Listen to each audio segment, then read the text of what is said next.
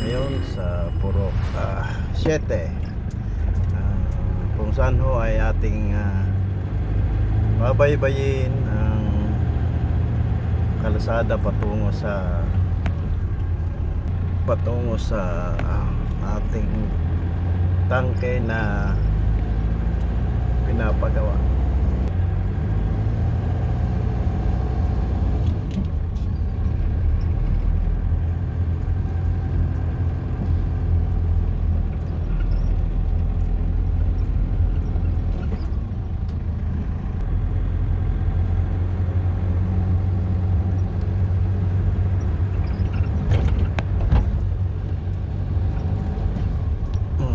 Ang kalsadang ito ay papunta ng San Isidro.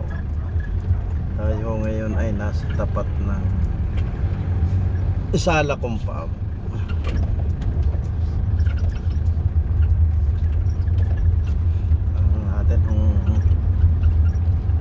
Atin bibisitahin muna ang ating ipinapagawang tangke at submersible. Tingnan natin kung ano nang kayarihan. Ito ang ating tangke ay ito na ho. Ito ay ang magpapatakbo nito ay solar.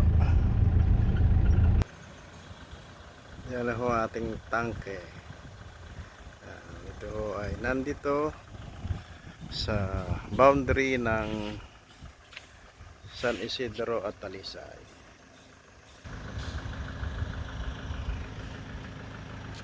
Tingnan ho natin kung ano ang kayarihan.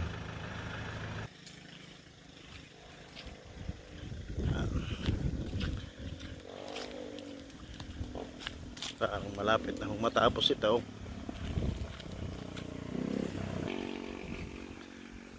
Bali ho dyan sa itaas ay wala na lamang taklob ang ating tangke.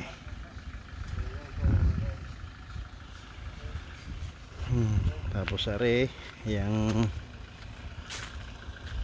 gamit ng mga magagawa ng deep well, yan ho, mga makina para sa babaon ng tubo. Yan, malamang ho na dito.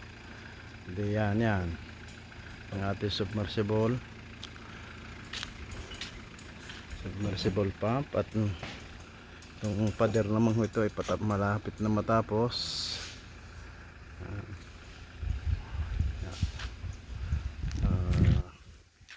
Tapos na rin ho ang tambakin. Nasa level na ng kalsada ang ating lupa.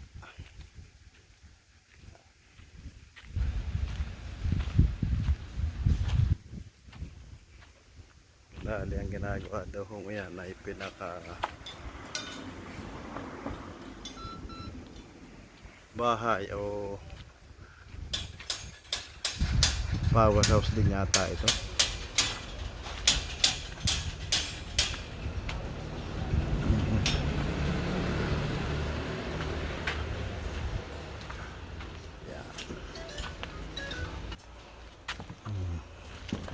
Ito naman ho ay tatayuan na din ng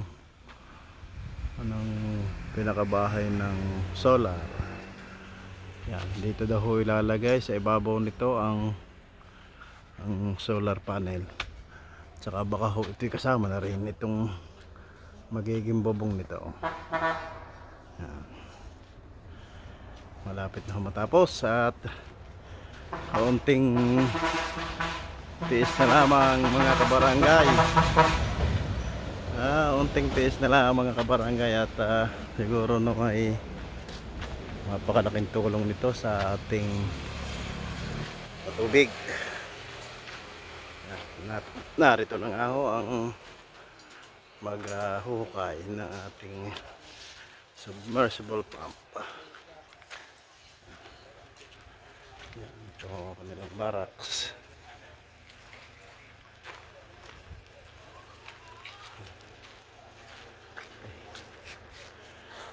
Kaunting panahon na ho at tayo ay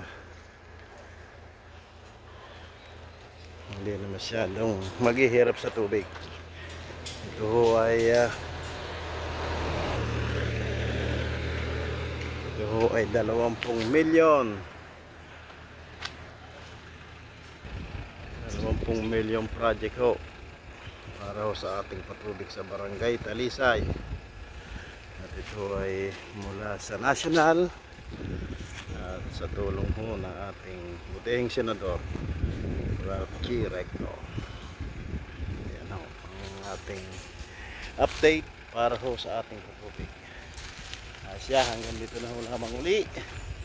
At ako ay nagpapasalamat sa ating senador sa kanyang proyekto dito sa barangay. At lalo na ho sa ating mga barangay na nakakaisa para sa ating senador Ralph G. Recto. At sa inyo lahat, maraming ulit salamat sa inyong panonood at pagsuporta sa aking channel. At lalo na ho sa aking mga kabarangay abroad, lalo na sa mga taga-Talisay. Babay ho at ingat ho kayong lahat para ho sa ating mga mahal sa buhay. Yan. Saka ho pala uli ang ating kontraktor. Yan. Gawa na to, hindi pa ho tapos. Yan.